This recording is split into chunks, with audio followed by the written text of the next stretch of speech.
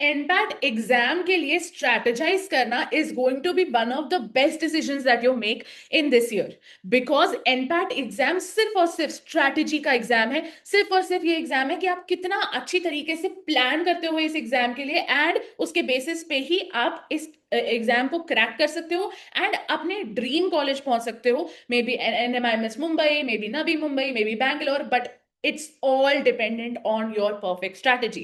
Hey guys, I am Chia. I know you know me because I'm your mentor, and I am going to help you build the best strategy for NPAT ताकि आप actually अपने dream NMIMS college तक पहुंच सको। चलो, सबसे important बात यह है कि NPAT में हमको तीन चीजों का ध्यान रखना है। First is speed, second is accuracy, जो आप ऑलरेडी आईपीमैट के लिए कर ही रहे हो, लेकिन यहां पे आपको स्मार्ट सिलेक्शन का भी ध्यान रखना बहुत जरूरी है।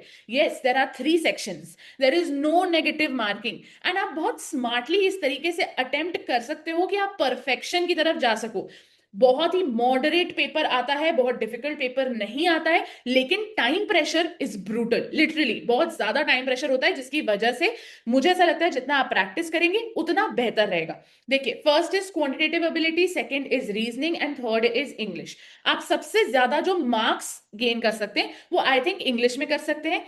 फिर रीजनिंग में आप एक रैंक जंप कर सकते हैं, अगर आप थोड़ा सा टाइम यहाँ पे लेना भी चाहते हैं तो आप ले सकते हैं, एंड इसके बेसिस पे गुड स्कोर को मेंटेन कर सकते हैं। And the last is quantitative ability, जिसमें आप again you can work hard, you can put a lot of time, but यहाँ पे actually accuracy is a very big problem. तो इसलिए प्रैक्टिस करते रहिए, बेसिक्स को स्ट्रॉन्ग करिए। आगे चलते हैं और बात करते हैं पूरी की पूरी स्ट्रैटेजी के बारे में। सबसे पहले हम बात करेंगे क्वांटिटेटिव एबिलिटी के बारे में, जिसमें वेटेज और टाइम प्रेशर जो है उसके बेसिस से आपको पता चलता है कि आपको इस सेक्शन में क्या करना चाहिए। आपका गोल क्या होना चाहिए कि आप स्कोर पर मिनट को बढ़ा सको, ना कि आपको एवरीथिंग सॉल्व करनी, खासकर क्वांट में। आप ये मत कोशिश करो कि यार इसमें तो नेगेटिव मार्किंग नहीं है, मैं सारे क्वेश्चन सॉल्व करूं। नहीं, आप ये समझ लो कि कौन से क्वेश्चन आपको बनते हैं, कौन से क्वेश्चन उस टॉपिक के हैं जो आपके लिए स्ट्रांग है। जैसे आपको क्या क्या मास्टर करना है, सबसे पहले हम ये समझ लेते हैं। तो ये सारे ही टॉपिक्स,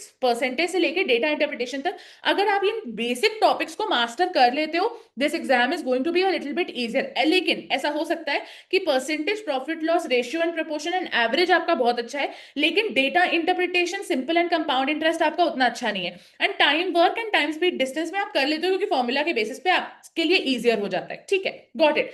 लेकिन इसमें भी आपको इस तरीके से स्ट्रैटेजाइज करना पड़ेगा कि जो मेरे स्ट्रॉन्गेस्ट सेक्शंस हैं उनके क्वेश्चंस को मैं सबसे पहले सॉल्व कर लूं, क्योंकि उसमें मैक्सिमम एक्यूरेसी आपको मिल रही है। द बिगेस्ट थिंग इज कि आप यहां पे कोशिश करो कि 75 to 80% बल्कि आप क्वेश्चन सॉल्व कर रहे हो, एंड इन क्वेश्चंस को लेस देन 60 सेकेंड्स लगना चाहिए सॉल्व करने में। अगर 60 सेकेंड्स में सॉल्व नहीं हो रहा है कोई क्वेश्चन तो मूव ऑन, टाइम वेस्ट मत करना। ठीक है, next moving on to reasoning and general intelligence. इसमें क्या होता है कि ये सारे सब्जेक्ट्स आपको देखने पड़ेंगे, series, coding, decoding, blood relation, direction sense, syllogisms, puzzles etcetera, and इनके बेसिस पे आपको 20 to 25 मिनट्स में ये पूरा सेक्शन कंप्लीट करके आगे बढ़ना है। तो अगेन मुझे ऐसा लगता है यहाँ पे आपको सब कुछ अटेम्प्ट करना चाहिए, क्योंकि नेगेटिव मार्किंग नहीं है, and this is a little bit easier than quants. Therefore मुझे ऐसा लगता है कि आपको सब कुछ अटेंड करना चाहिए, लेकिन I might be wrong here, क्योंकि ऐसा हो सकता है कि even if it's not very difficult, it might be very lengthy, कि आपको एक ही क्वेश्चन को करने में 60 मिनट से 60 सेकेंड से ज्यादा लग रहे हैं। तो अगर आपको 60 सेकेंड से ज्यादा किसी भी क्वेश्चन में लग रहे हैं तो आपको उसको छोड़ के निकलना पड़ेगा, बाकी सारे क्वेश्चंस को कंप्लीट करके वापस आ जाओ चाहे, लेकिन 60 सेकेंड से ज्यादा अगर किसी क्वेश्चन में लग रहे हैं तो उसको छोड़ने की हिम्मत रखो। क्योंकि नहीं तो आप अगर किसी चीज में फंस गए तो टाइम चला जाएगा और आपको पता भी नहीं चलेगा, आपको लगेगा यार इतना इजी पेपर था, फिर भी मैं कैसे गलत कर सकता हूँ। चलो, भगवान का शुक्र है कि इस पेपर में आपको 3 बार पेपर देने का मौका मिलता है, और उन तीनों में से भी बेस्ट ऑफ ऑल में आपको मार्क्स जो अटेन होते हैं उसके बेसिस पे आपको एडमिशन मिलता है। But yet why do you have to take that chance? सारे तीनों के तीनों में 19-20 का फर्क होगा तो कितना क्रेजी फील होगा। नेक्स्ट मूव ऑन करते हैं, इंग्लिश की प्रोफिशिएंसी बहुत ज्यादा जरूरी है, रीडिंग कॉम्प्रिहेंशन पे अच्छे से ध्यान दीजिए। अगर आपको रीडिंग कॉम्प्रिहेंशन में थोड़ी सी भी प्रॉब्लम होती है तो ये वाला वीडियो देख लीजिए। वोकैबुलरी आपकी बहुत अच्छी होनी चाहिए, एरर स्पॉटिंग के क्वेश्चंस आप बहुत अच्छे से प्रैक्टिस कर सकते हैं, fill in the blanks, parajumbles, ये सारे प्रैक्टिस हैवी वाले क्वेश्चंस हैं। एंड इनको अगर आपने सही से प्रैक्टिस कर लिया तो आपके लिए बहुत ईजी हो जाएगा इंग्लिश में एक्चुअली प्रोफिशिएंसी लाना। एंड ये आपकी जो आईपी मैट की प्रेपरेशन है उसको डिस्टर्ब भी नहीं करता है, ये उतना ही आपको, ये पेपर जो है ये उतना ही आपको करने को बोलता है जितना कि आपको आईपी मैट की प्रेपरेशन में करना है। लेकिन आईपी मैट इंदौर का थोड़ा सा सिलेबस एक्स्ट्रा है, कैलकुलस वगैरह भी ऐड किया हुआ है, तो वो थोड़ा सा एक 2 स्टेप्स फर्दर आपको जाके पढ़ना पड़ता है। लेकिन बेसिक जो जितना तुमको एनपैट के लिए पढ़ना है वो आईपी मैट के लिए भी तुमको पढ़ना ही पड़ेगा। तो साथ साथ में पढ़ाई बहुत इजीली हो जाएगी। तो जो तुम्हारा स्ट्रैटेजी है, वो जो तुम आईपी मैट को पढ़ने के लिए यूज कर रहे हो वही स्ट्रैटेजी होनी चाहिए। Let's talk about that. 30 days का स्मार्ट प्लान है। देखिए 1 to 15 डे, मतलब जो फर्स्ट 15 डेज हैं यहां से अगर आप स्टार्ट कर रहे हो आज, तो वो होना चाहिए कि आपका फाउंडेशन प्लस जो स्पीड है वो हो जाए। जैसे क्वांट के कोई भी टॉपिक्स जो भी हैं आपके, मुझे लगता है मैक्सिमम टॉपिक्स आप कवर कर चुके होंगे, या अभी आधे टॉपिक्स आपने कवर कर लिए होंगे और आधों पे आप होगे। कई लोग ऐसा करते हैं कि सारे टॉपिक्स कवर करने के बाद डिफिकल्ट क्वेश्चंस को प्रैक्टिस करना चालू करते हैं। कई लोग ऐसे होते हैं कि एक एक टॉपिक को करते जाते हैं और एक एक टॉपिक के डिफिकल्ट क्वेश्चंस को सॉल्व करते जाते हैं। तो आप जिस भी कैटेगरी पे बिलोंग करते हो, आपको इस बात का ध्यान रखना है कि 15 डेज में आपको कोशिश करनी है कि आपका फाउंडेशन काफी अच्छा हो जाए, क्योंकि आपके पास अभी बोर्ड्स का भी एक प्रेशर आने वाला है। इसके बाद जो 16 to 25 डे है उसमें आप मॉक्स के ऊपर जाइए। एंड मॉक्स में सिर्फ ये सोचिए कि आपको कितना ज्यादा अटेम्प्ट करते बन रहा है, कितने क्वेश्चन सॉल्व करते बन रहे हैं। अगर आप एक हफ्ते में एक मॉक देते हो, बाकी पूरे समय अपना बोर्ड्स की पढ़ाई करते हो, तो भी कोई प्रॉब्लम नहीं है, लेकिन आप इस चीज को करते चलो। आईटी मैट के मॉक्स भी दोगे तो भी आपका काफी सारा प्रैक्टिस होता चलेगा, तो मॉक्स से मत हटो।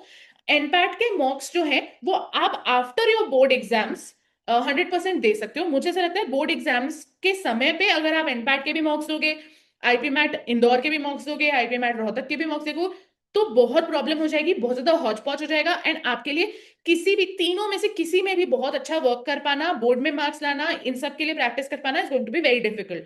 तो उससे बेहतर है कि जो आपकी फर्स्ट प्रायोरिटी है, maybe it's IPMAT Indore, maybe it's IPMAT Rohtak, maybe it's NPAT, जो भी आपकी फर्स्ट प्रायोरिटी है उसके मॉक्स आप ज्यादातर दीजिए। एक वीक में एक मॉक्स is more than enough. Day 26 to 30 में आपको क्या करना है, अब आपको कोशिश करना है कि आपकी एक्यूरेसी सही बैठे। जब आप अभी तक मॉक दे रहे थे आप सोच रहे थे कि मैं ज्यादा से ज्यादा अटेम्प्ट कर पाऊं, लेकिन अब आपको एक्यूरेसी पे ध्यान देना है। जब आपके अटेम्प्ट स्टैग्नेंट हो गए हैं कि आप एक good amount of number of questions को सॉल्व कर पा रहे हो, उसके बाद आप उन क्वेश्चंस को सॉल्व करके मार्क्स भी गेन करने की कोशिश करो।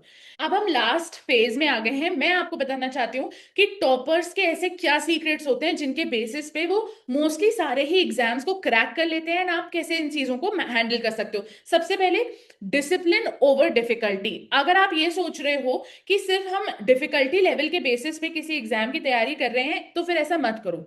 Create discipline, create a discipline जिसके बेसिस पे आपको ये समझ में आए कि मुझे एवरीडे क्या पढ़ाई करनी है, किस तरीके की प्रैक्टिस करनी है, कौन से क्वेश्चंस मेरे लिए इजी पढ़ रहे हैं, कौन से क्वेश्चंस मेरे लिए डिफिकल्ट पढ़ रहे हैं। आपको ये सब चीजें पता होनी चाहिए। एंड ये कैसे पता चलेगी, जब आप डिसिप्लिन तरीके से किसी भी चीज को करोगे। आप बोर्ड्स की तैयारी के समय पे अगर बिल्कुल तैयारी छोड़ दोगे तो वो ये होगा कि आपने अपने डिसिप्लिन को ही छोड़ दिया है, एट बे रख दिया है।